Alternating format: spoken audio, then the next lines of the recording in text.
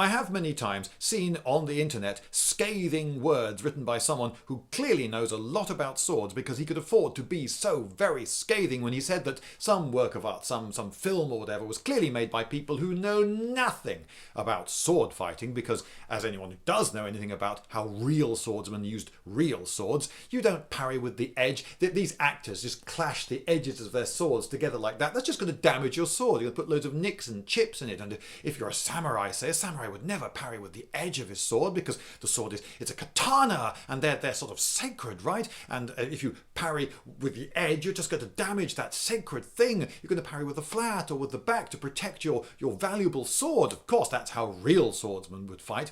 And clearly these words get believed a lot because they get repeated a lot by people who enjoy the opportunity to be scathing. And over the years, a steady trickle of people have written to me saying, Lloyd, possibly you'd be able to clear this one up for me. Is this true?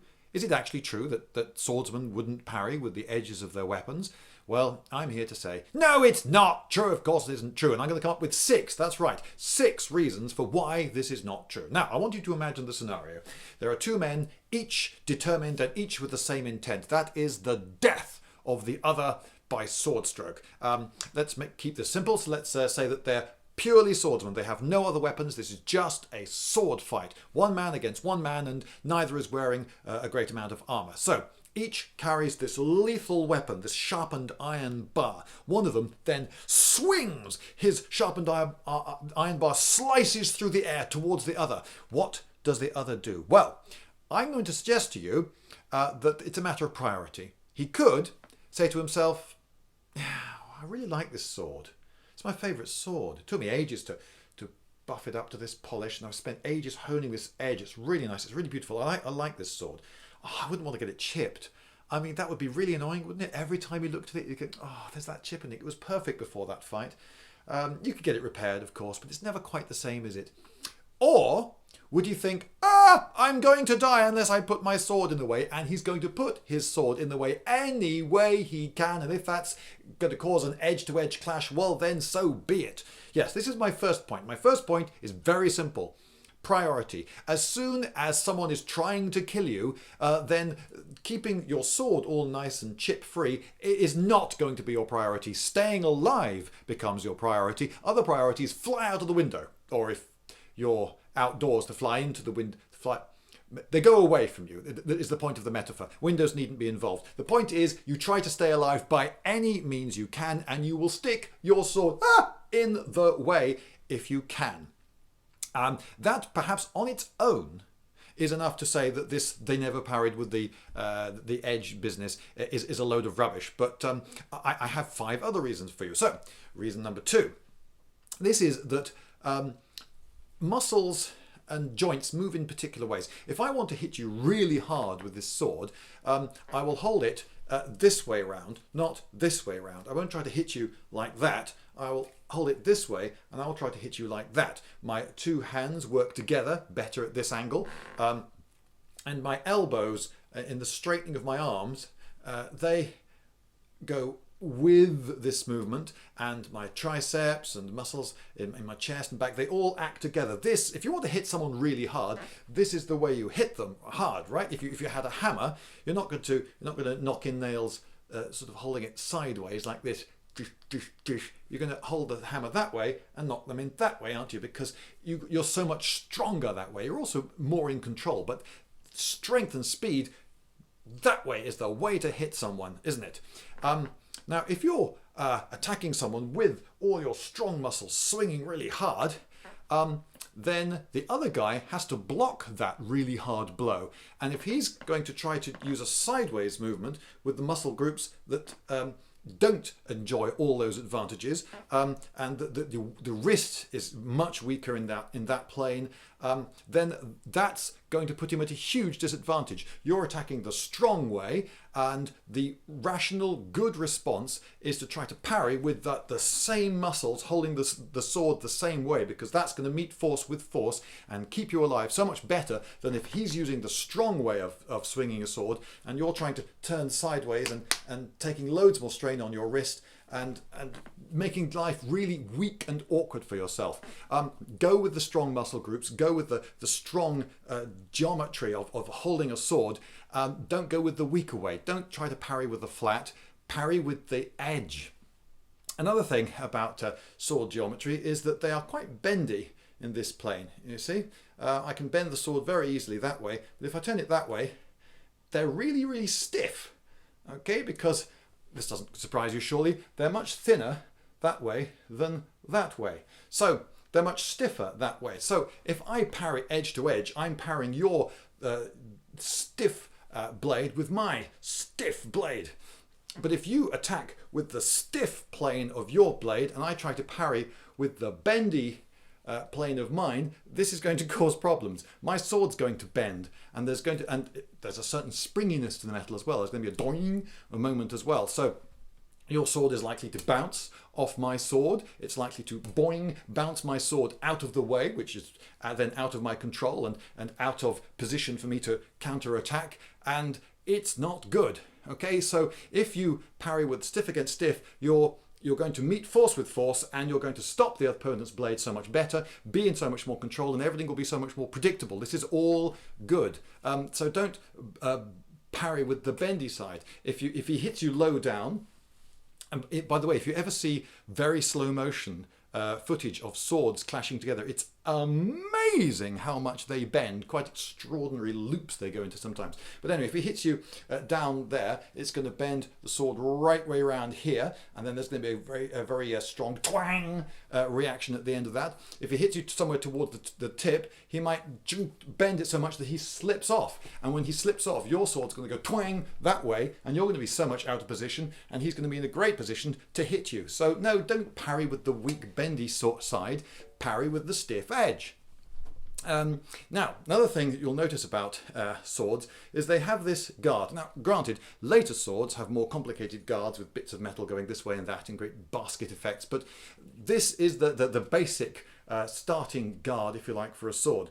And you'll notice that it's in the same plane as the blade. Now, if we go edge to edge, clash like that, and you then hit and slide down my blade, you'll be stopped by this big guard. And clearly this was something that worried medieval people, because they put these big guards to prevent that from happening. So I don't lose my fingers because there's this guard in the way. But if I'm going to be parrying with the flat of the blade, do you remember the flat, bouncy, weaker part of the blade? Well, you're not going to bite into it and stop, are you? You're going to bounce and skid down it very readily and easily.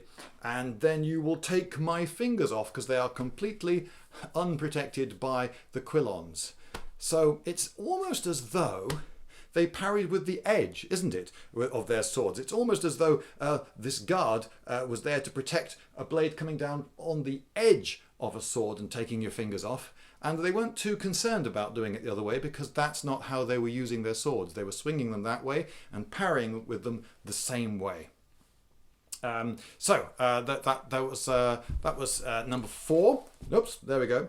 And I have more. But first, let me talk to you about someone who might like swords. You see, if you are someone who's watching this channel, watching this video, you probably quite like swords, and you might take yourself along to the Audible website, which sponsored this video, and you might type the word sword into it, and you'd get 411. Well, this is what I did today. I just typed the word sword into the Audible search field, and I got 411 titles. That's 411 books with the word sword in the title. So if you like swords, that's 411 faintly at least relevant books to pick from. There are so many books that they have 411 with the word sword in the title.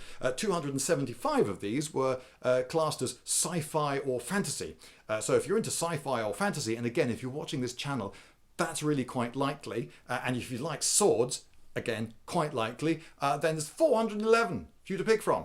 And one of those that I noticed was The Sword in the Stone. But then I found you could get the whole of the Once and Future King series. That's 5 books by T.H. White. for a single credit, which is quite a bargain. It's 33 hours of audiobook.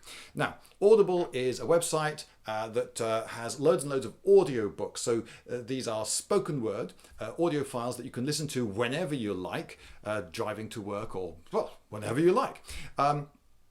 And a nice thing about it is that you can click to listen to a sample of the book being read out.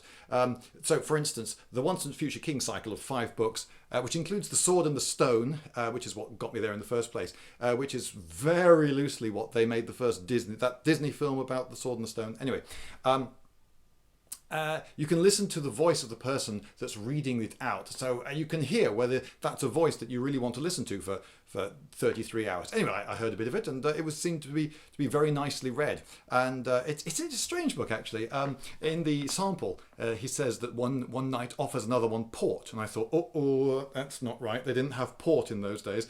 And then he referred to sending a boy to Eton. And I was thinking, it was founded in the medieval period, but not that early. And then he goes on to say, now, of course, they wouldn't have been drinking port, and Eton hadn't been founded yet. But I put those details in to give you the feel of it. It's interesting. He sort of leaps out of the story a bit to poke fun. He breaks the fourth wall, I suppose, and he also pokes fun at the modern world. Now, these books are not medieval, but they are old enough to be called classics. They're written in the early 20th century.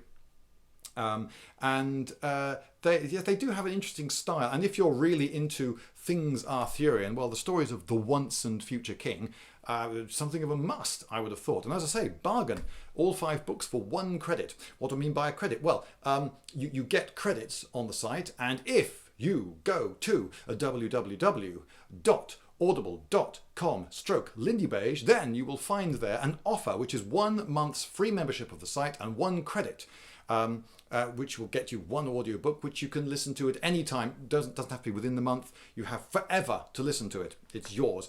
So there's a huge amount of choice, I suppose is what I'm saying, and bargains to be had. So, audible.com. Now, where were we now? So number 5. Yes, so the 5th reason is bite. Now, when a sword clashes against another sword like that, edge on edge, yes, they will actually damage each other slightly. They will bite into each other. If the swords are sharp, so the edges are very thin, they will actually cut very slightly into each other. And that is good. You actually want a bit of bite. You want your sword to bite into your opponent's sword because that gives you more control. You will stop the other sword more predictably. It's not going to skid and go off who knows where. And then you can immediately follow up with the other thing that you were thinking of doing. So you clash and you block his blow, and then you immediately, because you decided in advance this is what you're going to do, you then push and go over the top and thrust into him or something. I don't know.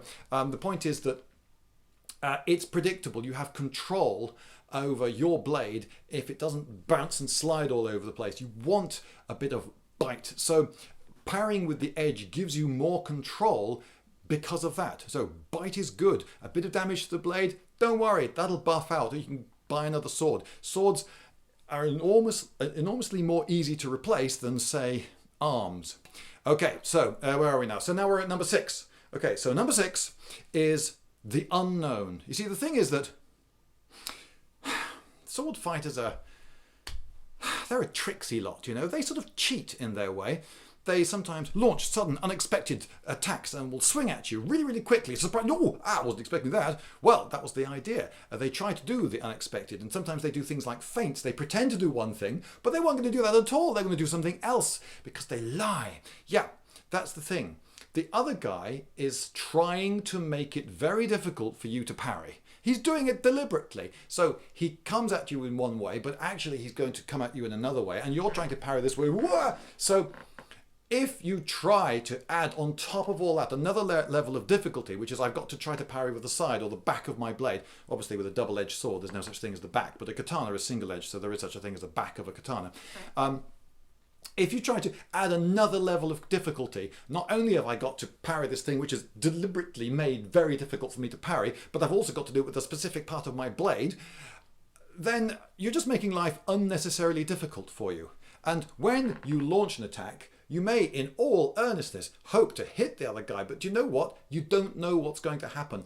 Unexpected things happen. Sometimes both of the fighters launch an attack at the same time. So I'm cutting at you, so my edge is coming at you. This is my attack, but then you launch an attack at me at the same time, and because of this, we're both cutting with the edges of our swords. What will happen is the two edges will clash together. They were meant to be attacks, they weren't meant to be parries. They ended up being parries because that's just how things happened. You're not perfectly in control, you don't know what's going to happen next. So yes, attacks become parries, in which case edges will clash against edges. The unexpected will happen again and again, and you will end up hitting edge against edge, because you know, that's the way life is, and it doesn't really matter, because remember the first point, priority, staying alive, that's so much more important than looking after your sword. I don't care how great your sword is, you know, dead people don't get to appreciate how good their swords are. So yeah, stay alive is my advice to you. Parry with whatever you can put in the way, because that'll keep you alive. Bye.